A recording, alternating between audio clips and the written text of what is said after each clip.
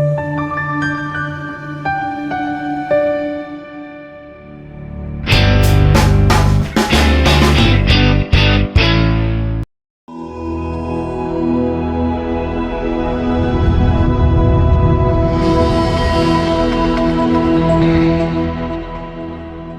industry colleagues.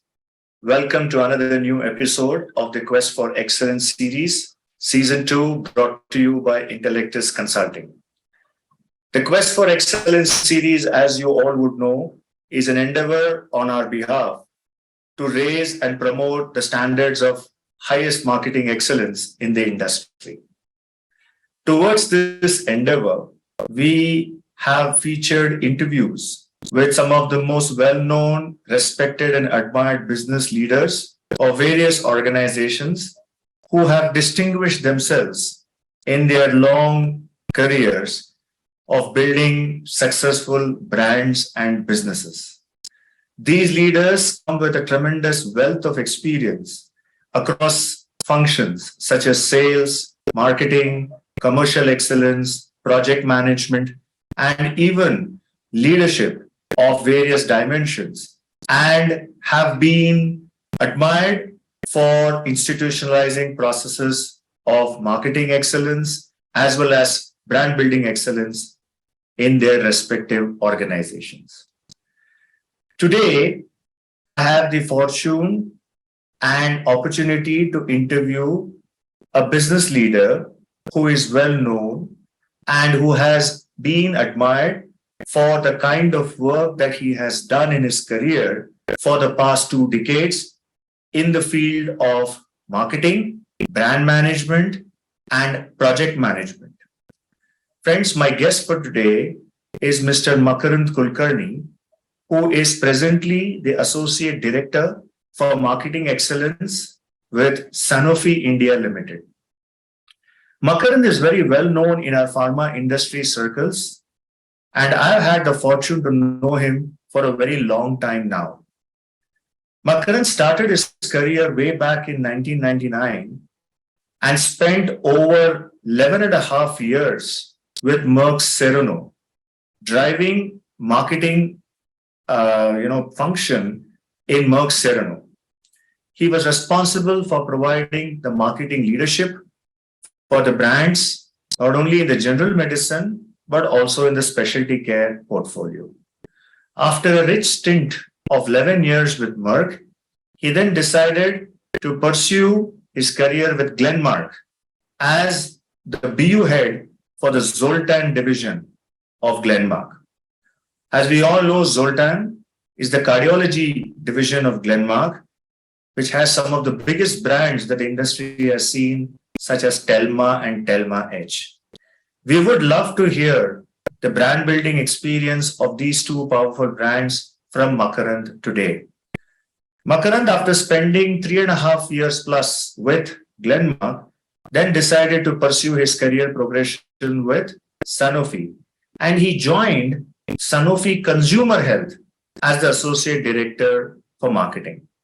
It would be interesting to learn from him today as to why he chose to pursue his career trajectory from the pure human RX business to the OTC branded business. Makarand has been with the organization of Sanofi for over almost 8 years. From the consumer care business, he then decided to pursue a completely different function of project management in Sanofi for almost 4.5 years. As the head of project management, he was responsible for driving strategic initiatives such as mergers and acquisitions, leveraged buyouts, brand divestitures, and also brand acquisition.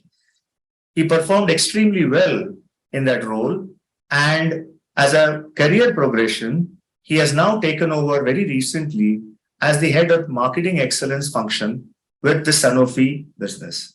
It is my privilege and extreme happiness to interview Makarand today as our esteemed guest on this episode. First of all, a very warm welcome to you as our esteemed guest on this platform, because it was only apt to have one of the really accomplished and well recognized brand marketing strategists of our industry to come onto this platform and essentially share his life's journey, his career learnings, not only with us, but also with our audience who tunes into this series very regularly. So I want to start our conversation, Makarand, in a very free flowing way. And one question is, you've spent now almost 22 years in the industry. And I always ask the opening question frame, that is, 22 years is a significant time, and in which you have worked with three large organizations, right? Merck Serono, Glenmark, and now with Sanofi. Two of them are world-class multinationals, and one is a world-class Indian homegrown company. So my first question to you is, how has been your journey when you reflect upon it in terms of your learnings or career, and what have been your essentially high points, or how do you see it pan out, so far? Have you been happy? What's been your accomplishments? Just thought of asking. If I look back, I think your question was, how does it feel, working in these different companies, different therapy areas and all? I think if I close my eyes and just reflect, I would just say one word, I think, because I have been very fortunate in various ways. I'm using this word fortunate is because the tremendous exposure of various sorts which I got, be it in terms of therapy areas, cultures, ways of working, people, and business philosophies was so diverse that you carry a little bit of everything as you move forward from these companies. And I think we don't realize that what we have become today is actually a sum of all these total parts which you have gathered from these different cultures and businesses. So I think, so that's the first impression I can give you. A little bit to start with Merck, and that's the first point of your question is, what did I learn there? What was the experience? I think it was just one word, it is terrific. Terrific because it has been very intense in many ways. I say intense because the list is very long of the therapeutic areas which I handled.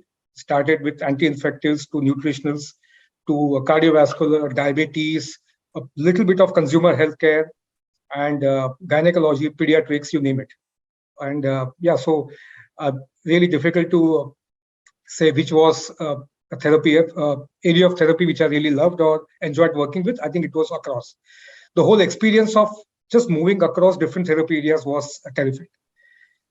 Besides just working in different therapy areas, I think the best highlight of my tenure in Merck was the tremendous exposure which I received there. And this exposure is not only in hardcore operational marketing, if I can say, but also working quite a bit on marketing excellence. Although I continued to handle marketing as my core function, but I got a lot of opportunity to work in marketing excellence. So, for instance, I worked on a global project based for some time out of the global headquarters in Darmstadt, working on the global SOP for product launches, or be it setting up marketing academy, India chapter, of course, along with very strong support from the global team, to even working on some cross-country Asia Pacific cardiometabolic projects, so forth and so on. So this exposure was obviously amazing, especially at that stage and age of my career, where one is actually very hungry to gulp down any kind of exposure what we get, and that really builds you. Also, for a very short period of time, I had this opportunity to handle the Sri Lanka business, both sales and marketing. A great country, I would say, great people I worked with, and for me, it was a great learning ground to work in sales and marketing both. Although it was again an additional responsibility along with my core marketing function. Having said that, there's one highlight which I would like to table here was an opportunity which I got to work on corporate strategy while still working in the hardcore marketing function there. Shailesh, that was a big eye opener for me, because I can be very candid and admit to you that I had heard of corporate strategy, but had never had a chance to have a taste of it. And I can actually mention this, that till such time you actually work on it, as you know this better than me, that you've been handling a lot of such projects, is that for someone who has not really got a taste of corporate strategy or working at little bit at 30,000 feet, is we always feel that strategy is built bottom up. And of course, that's how it should be in many cases, in many ways. But if brand strategy changes the trajectory for the brand, corporate strategy changes the destiny for the organization. And that is something which I truly believe in, and I experienced it. And that's why I used the word fortunate right in the beginning of this talk, is because I think I was, thanks to my seniors who had this kind of faith in me and the great team which I worked in, is we worked on a massive corporate revamp or restructuring project for Merck those days under the able leadership of a managing director who actually was a visionary, and he believed that the kind of business situation we were in those days is not something we can accept and live with, but we can challenge it and can be changed by working on the corporate strategy part. Of course, it had, one will not get into details, but it had a lot of elements, right from launching a business unit, restructuring the entire portfolio, and even making some tough choices, in terms of portfolio and the way we invest. And let me tell you that many times, we work on such projects, we build great PowerPoint slides, it is submitted, but very often we don't get a chance to really be a part of it. In my case, being a part of the core driving committee for this corporate strategy, once the document was done, the project was closed, I got into the operational mode, and my job was to execute it. I think that was still better, because then we know that what kind of direction we have been giving to the company. Are we able to live it? Are we able to make the change? And happy to say that we had a great team which ensured that the execution was done, and the desired results in terms of be it EBITDA, be it top line, or even some strategic objectives were achieved. You mentioned an important point, and I have actually two questions at this stage. One is, you said fortunate enough not only to be a part of the corporate planning team, but also ensure its execution of the plan, which means that it made you accountable for delivery on the plan, which I think is such a wonderful thing, right? So it's not just making those numbers and building those business case scenarios and talking about launching a new BU or divesting, or hiving off a portfolio or whatever, but actually living to it to execute it, because you have to now run it and hold yourself accountable. Yes. Was that also very good experience for you in a way?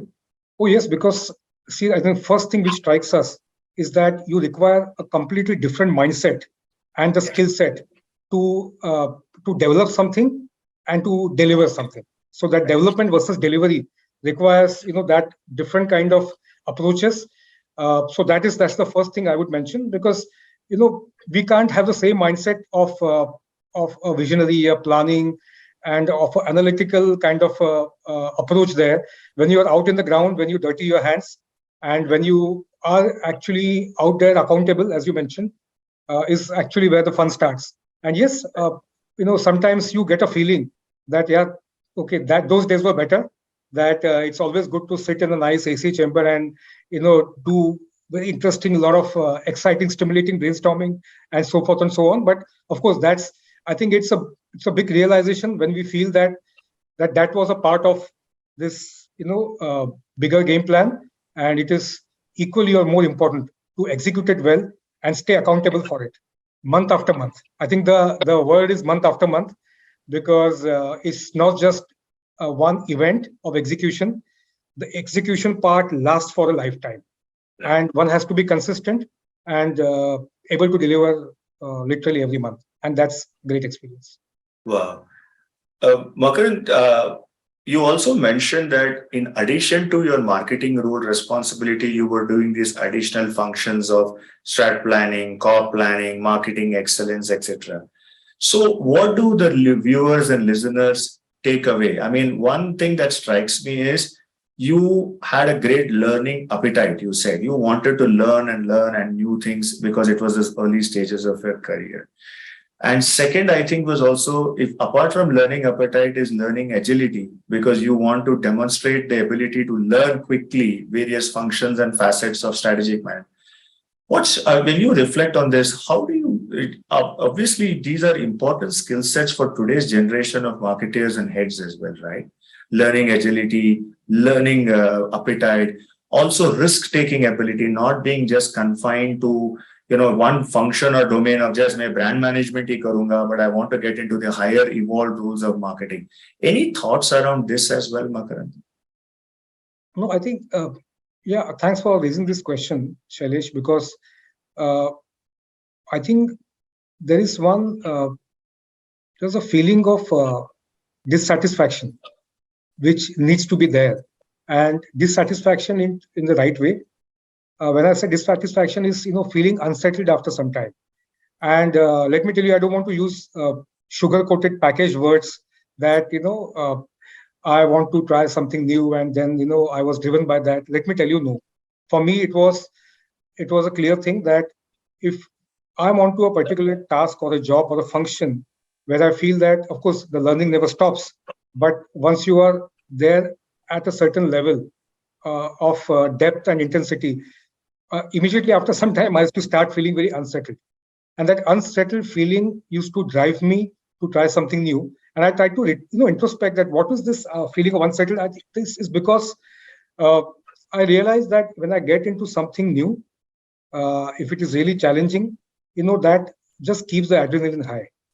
Oh. And this sheer addiction of keeping the adrenaline high is the core of all this.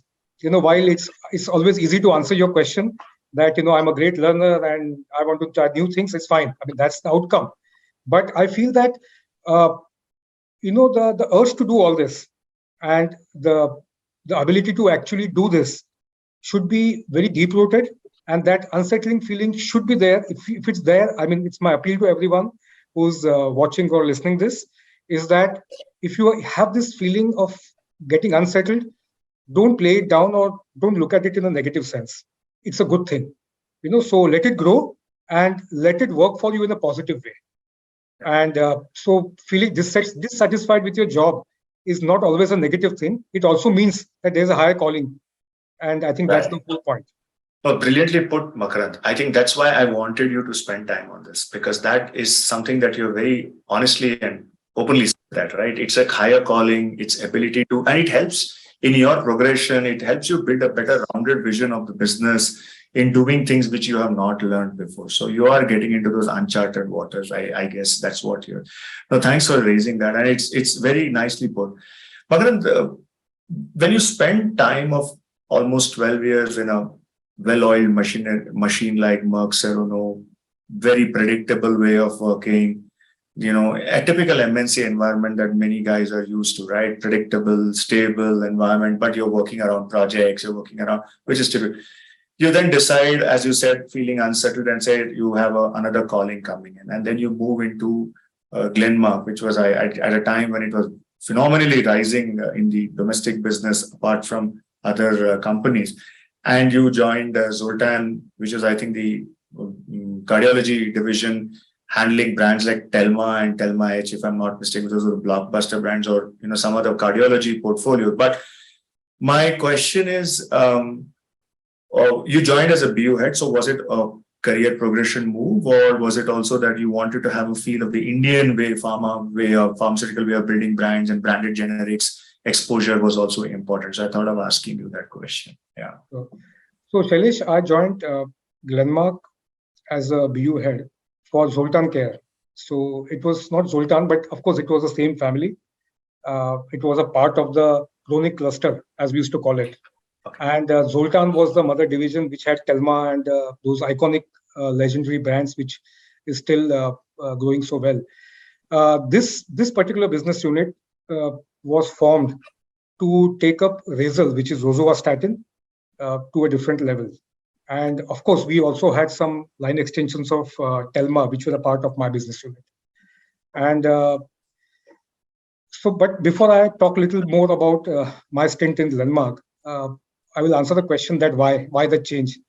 And there are two reasons. Of course, one is, that aspiration to work as a business unit head, to handle the P&L and be a part of a larger team. But also was that my curious mind to peep in what's happening on the other side. And I mean, I'm sure that that's there.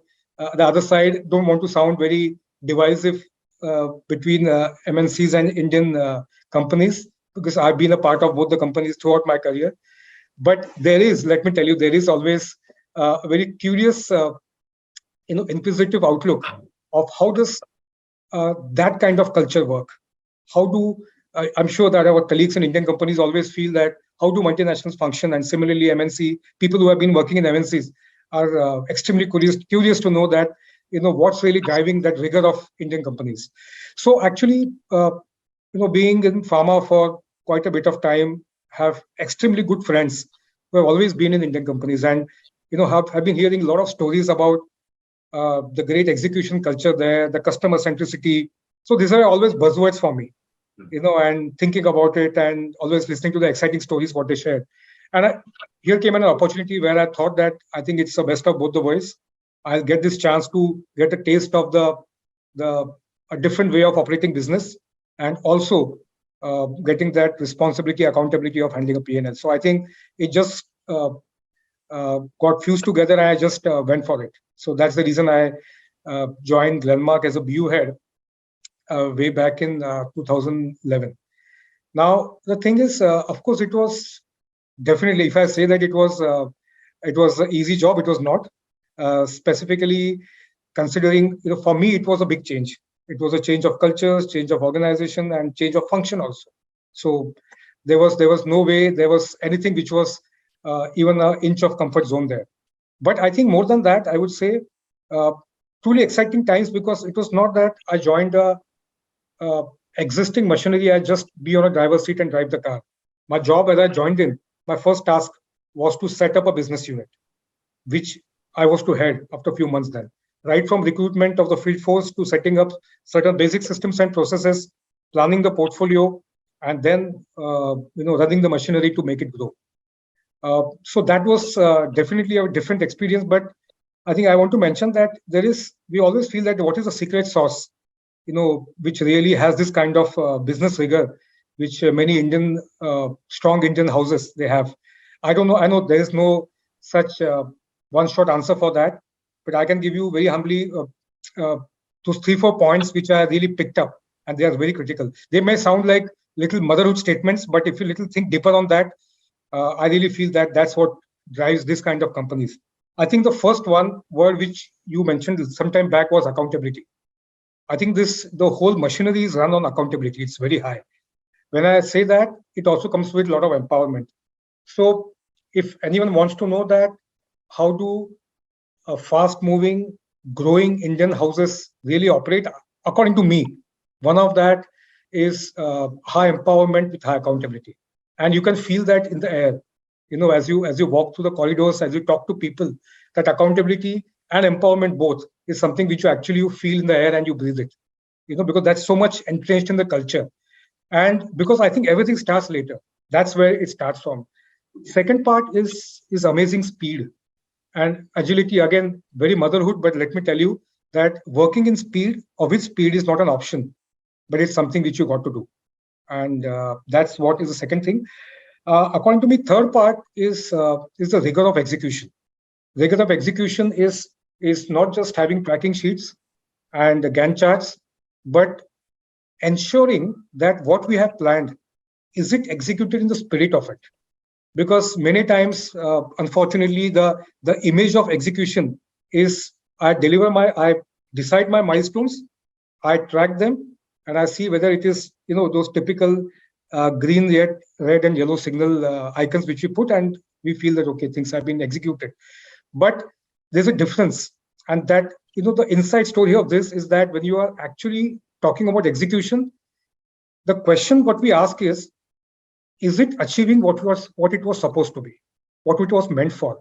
So execution is not completing a task, but execution is having a sense check of whether is it achieving what it was meant to achieve. And I think that's the key word. And last but not the least, I can't close this part of my my stint in Glenmark is mind-blowing customer centricity. Let me tell you that it's very easy sometimes to prepare a big presentation and deliver that why one should be customer centric.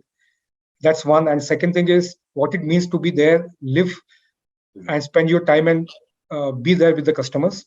Uh, Relating yourself to the customers and keeping customers uh, into the core of your strategy. Again, sounds like motherhood statement or a big statement, but let me tell you that when your core planning uh, or your business planning is centered around the customer, you know that you are in a customer-centric company. Conversely, there are two different ways of planning, as we all know, that we we run a business plan, and with each end point of that business plan somewhere, there is a place, some corner given to the customers. And there's the other way of planning is that you start with customers and then you end with execution. I think that's the difference. Uh, I think that's the best I can probably express because don't want to go to details for sake of confidentiality. But I think these are four things: accountability, speed, execution, and customer centricity. This is what really drove that business. Brilliant, Makarand. I mean, this is very powerful take-home learnings for our audience, especially those who are already working in Indian companies, but they need to have a clarity of the sense of purpose of what you've just mentioned. And those who are still toying from moving from an MNC sector to the Indian sector. What is it that they should be actually up for, right? Accountability with empowerment, speed, execution and excellence, which you mentioned. I just thought of asking you two more questions on this piece because this is very important, and that stint actually helped you. Were there anything before the first question is along with empowerment, don't you think that it's also the spirit of entrepreneurship is very high in this Indian sector? I mean, they give you that space, they give you that account, but they also encourage you to take decisions, and say, let's move on because it's as if it's your own business. You own the business. So did you ever feel like that? As you said, it's in the air, the spirit of being an entrepreneur. I run this business. I own this P&L. So the decision making, rests with me and my team. Did you feel that as well, Makarand? Absolutely. I think, and let me tell you that this culture of entrepreneurial, be it risk taking or the efficient ways of working like an entrepreneur, and I mean every word of it, because if you think like an entrepreneur, of course, you know it better because you yourself have been in corporate and now an entrepreneur.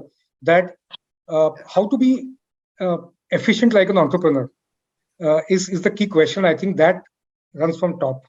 Not only the eye on the P&L or that eye on the top line is about thinking like an entrepreneur, but it's also that those tears in the eyes, they tell you that such a great bond and emotional closeness one has to his own business and the team members. I think that is the real entrepreneurship, which was demonstrated, and that was the underlying driver. Awesome, Makarand. Awesome. Thanks so much for bringing in that example to stress that point because it's really apt, And at the end of the day, I think you will agree with me after putting in so many years of service, Makarand. Business is about people at the end of the day. Processes, brands are fine, but it's about people who manage that business at the end of the day. Thanks so much for mentioning that. I want to move to the next part of our conversation where you had a good stint with Glenmark and now you come back into the MNC environment again with one of the world's leading and most respected organizations, which is your current employer, Sanofi. And it's very interesting when I see your profile that you decide to come back again, but in an entirely new business vertical of consumer care, right? I mean, you've been an RX, human RX guy, business guy. You then take another leap of faith and you come into the consumer care with, of course, the products of nutraceuticals, bone and joint businesses, etc. So, Makarand, I have a few questions which I will obviously ask. But my first is, what makes you take these decisions? One, of course, you highlighted earlier, one is that feeling of unsettled. But even then, there has to be a predictable kind of a way of doing it. But I'm sure you rigor it and test it within yourself and say, I'm going to make this leap of faith. So what makes you do that? And second thing is, why did you take up consumer care? Was it for developing an additional dimension to your career, or were there other interesting, things to do? So I thought of asking you that. Yeah. Sure. Yeah. So to answer your first part of your question is there a structured way of taking decisions, especially career decisions? Although they may seem sometimes at times little erratic or very different, I would say, is that. But yes, the thing is, I ask two questions to myself while making a career move. Is that is this something which I want to do, and why? And I think if I'm genuinely, sincerely, if I get questions, answer to the questions, I do make that move. And I think probably something similar happened when I moved to consumer healthcare of Sanofi. Is having worked in different therapeutic segments in pharma itself, which I mentioned, especially be it in Merck or Glenmark, or for that matter, even Cipla. I think what was happening is that you would recollect that was a time when a lot of the winds of change were coming in the OTX sector. Because we could see a lot of brands were being launched or transformed. Uh, of course, Revital transformation started long ago, but there were plenty of other brands which were coming into the market, and we could see that consumer healthcare suddenly become the buzzword of the day. The not buzzword, but probably the order of the day, and typical for various reasons. And I could see that happening is it was not purely industry driven. I think it also happened because there was a parallel wave which was coming in, and that was amazing consumer awareness. People got suddenly aware of their own physique, body, health. People were getting more literate. I don't know whether it has got to do with Google or it is also got to do with the changing lifestyles. But I think that was a time when this whole thing started, the way of massive consumer health awareness, and of course, changing business models of pharma and FMCH, what we call them, fast moving consumer health. So I think when this thing was happening and when this opportunity came in, I really thought that I think I should be a part of this story, and in whatever best way I can. And I think I was lucky to be a part of the RX corner of the consumer healthcare business, because obviously I didn't have a hardcore OTC background nor experience of handling such brands, but making a safe entry into through the known doors of known gullies, I can say that from a RX window into a consumer healthcare business was a great opportunity, which it doesn't come very often. I can tell you that. Okay. And we know that the consumer healthcare and the pharma worlds operate very differently, and they do peep in sometimes into each other, but there's not much of osmosis happening there. And there's great talent lying on both the sides, but a few companies have this kind of setup where they have talents and systems and even portfolio getting fused into one business unit. So I think one of them, as you know, is Sanofi. Uh, you have worked in Sanofi for quite a bit, and you know the culture there, that Sanofi has this kind of approach where uh, it's very open and accommodative to ideas, thoughts, and also cultures. And I think culture is the key word here, which also pulled me to experience that consumer healthcare culture. And yes, so I was managing marketing for the RX part of consumer healthcare, largely the nutraceutical business, the bone and joint, as well as women's health. This business was uh, something which we had acquired a while ago from an Indian house. And one of my key tasks there was to integrate the business into the mainstream uh, Sanofi way of marketing, working on portfolio, working on products. Uh, just to give you a top line idea of this whole thing is the key task and challenge here was to rationalize the portfolio, to align the ways of working, and also to uh, do a lot of structural changes in the basic positioning of the brands. See, what happens is that working on nutraceutical portfolio is quite an amazing bit of experience. And the reason I'm saying that is because it lets your imagination fly. Nutraceuticals, particularly, they are so themselves as an entity is so multifaceted that you'll be amazed to know that uh, a nutraceutical active ingredient has a wide range of indications or applications, I can say, from even beauty to fertility to even cardiac myopathy. I mean, these three things are so amazingly diverse, but a same product can be equally effective in different areas. And I think so this particular aspect of the nutraceuticals was something so exciting for me, that one gets to really work on working from the consumer window that what is that a consumer or a patient needs, then actually designing a product which is required by a consumer or a patient for that particular ailment. It gives you, I mean, it's not that very often we get this opportunity to design a product, Shailesh. And many times what happens in the mainstream pharma is the indication, the label use, or even the contraindications are fixed, and of course we have to promote that product, develop the strategy, etc. But a very different thing with nutraceuticals is that you can actually have a tailor-made solution for a consumer, and you can be in the designer's seat. And that was something very exciting for me. So that's what I worked on. Different projects within this assignment is to shift gears in positioning, to add usages, and even design special products and launch them. So I got an opportunity to do all of this in those 3 years of my stint in Sanofi consumer healthcare marketing part. So continuing on our conversation on your journey, which has been so beautiful in Sanofi so far, after a good 3.5+ years stint, you decide then to move from consumer care to project management, another area which was probably a new area, completely new, more of licensing, in-licensing, out-licensing, M&As, project management, etc. Again, the question, what prompts you to take such, decisions which are not in the straight line of thinking? And what were, some of your accomplishments, if at all, in the role where you did for, I think, for a sizable 4.5 years almost, right? So it would be interesting to hear why you chose that project management role and what did you really accomplish out of it. Yeah. Right. So this happened while I was still in the consumer healthcare team.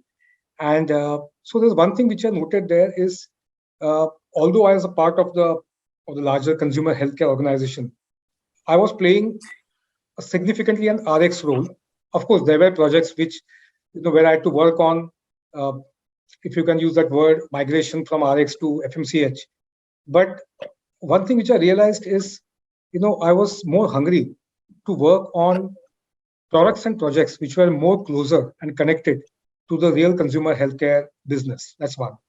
Second thing is, there was a very different experience which I went through as I worked in consumer healthcare, and that is working with the amazing team who had come from the CHC or the OTC or even the FMCG world. And the consumer healthcare of Sanofi was like a melting pot of cultures, competencies, skill sets, attitudes, and approaches. We had people from who had worked for, say, around 30 years in pharma. We had someone who had come in from publication industry or even consumer healthcare industry, or even confectionaries, and so forth and so on. So people with an experience of different industries and different approaches suddenly came together as one team. And that actually set me thinking that, okay, I'm a part of this team, but I'm still largely working on what I used to more or less do earlier. That actually sort of inspired me to take up this role.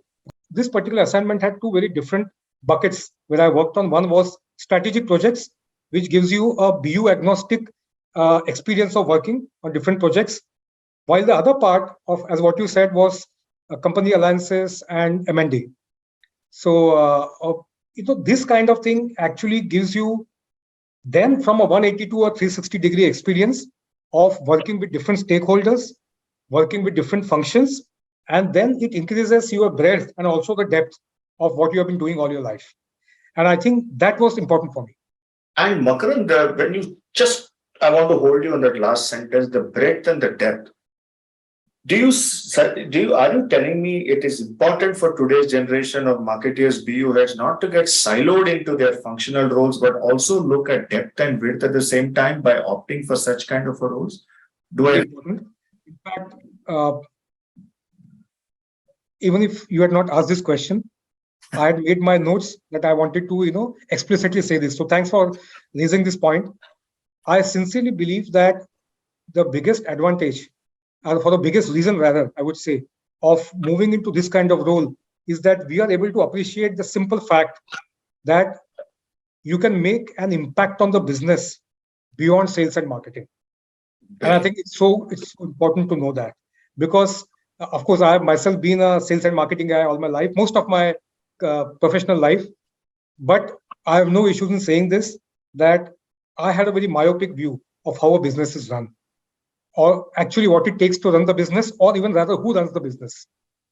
So we always have this feeling that business is run by sales and marketing, but unfortunately that's not true.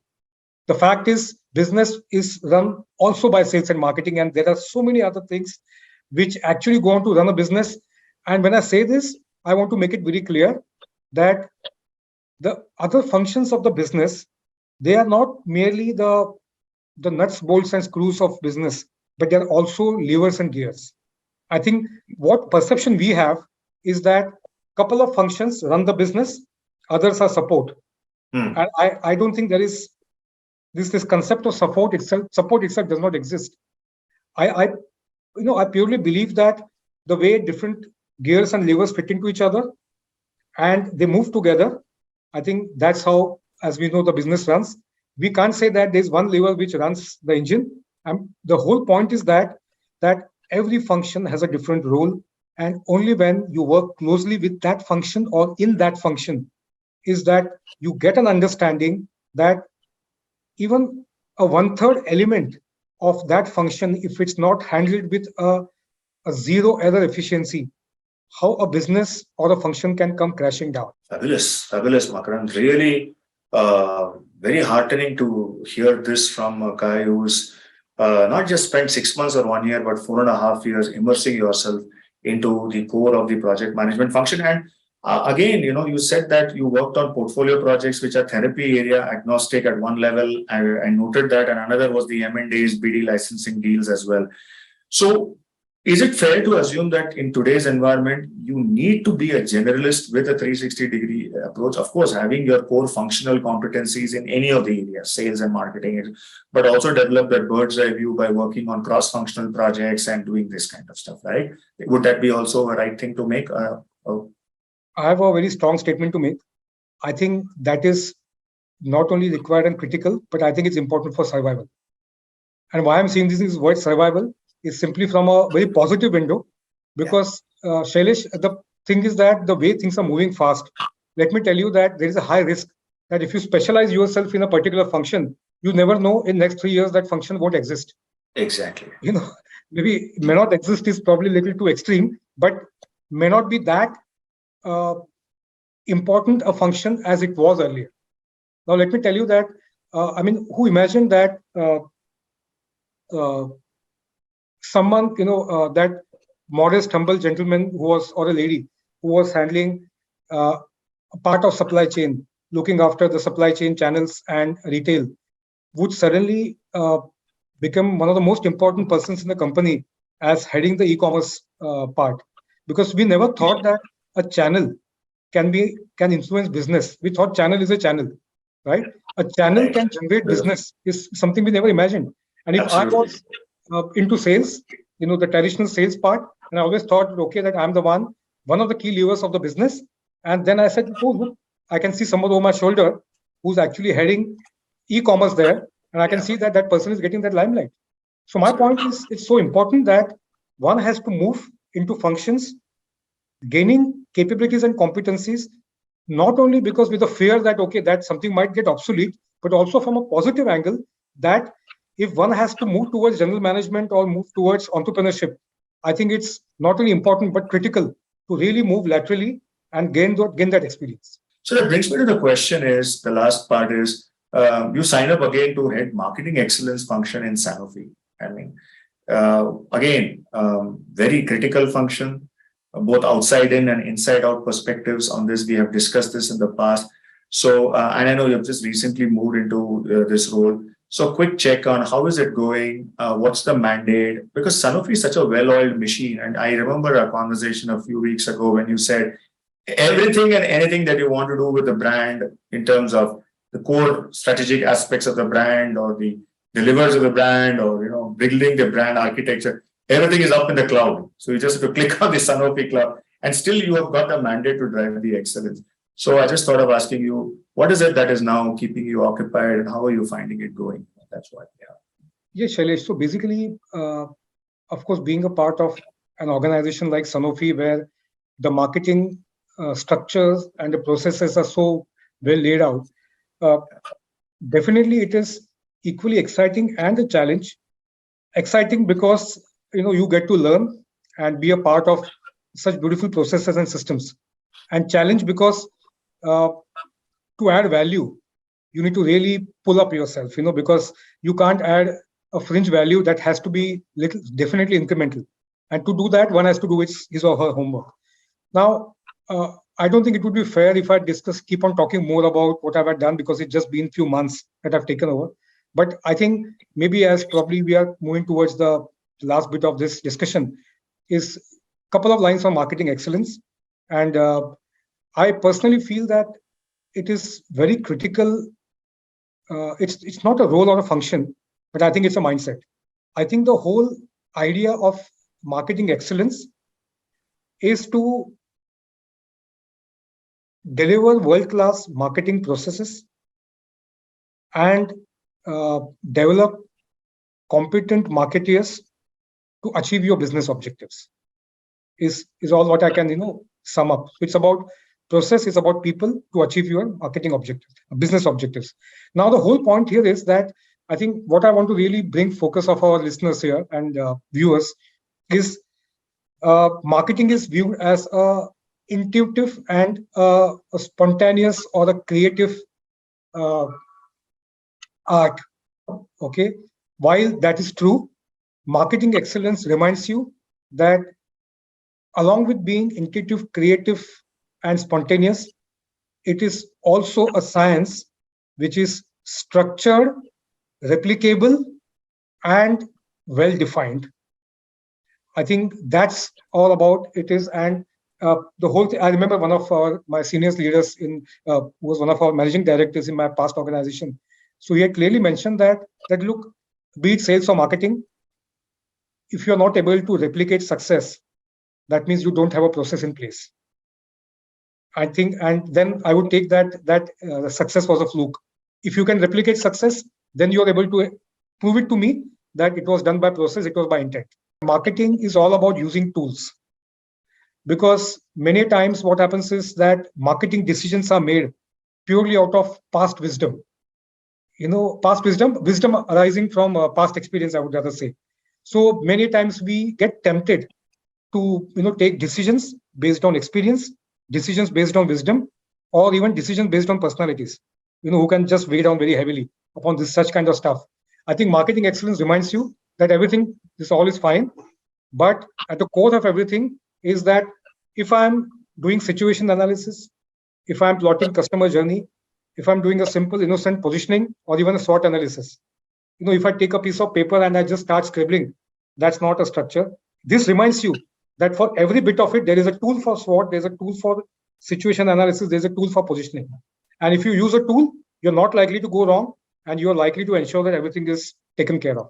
I think so. This approach, that's why I mentioned it's not a department as such, but it should be a way of thinking that am I looking at my marketing function as a spontaneous creative art, or am I looking at it as a structured science? That's what marketing excellence for me. Again, very, very brilliantly put by you, Makarand. Thanks so much for those wonderful, powerful messages that you have been giving our audience right from the beginning.